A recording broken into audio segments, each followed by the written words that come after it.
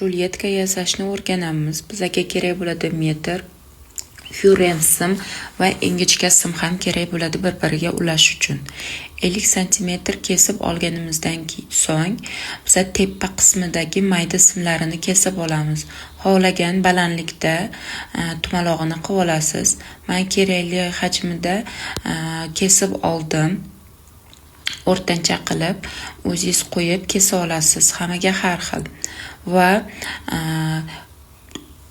4 qismda kesib olganimdan keyin hammasini ulab chiqqandan so'ng lentichka bilan обработка qildim. Va-первых, juda ham akkuratni turadi va yopishtirishga ham oson bo'ladi.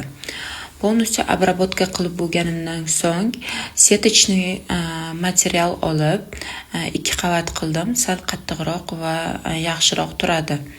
Ustida biser qilmoqchi bo'lsangiz.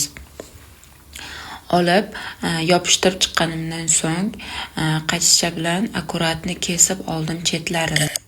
Kesib olgach olib tikib chiqdim. Обработка qilib akkuratni.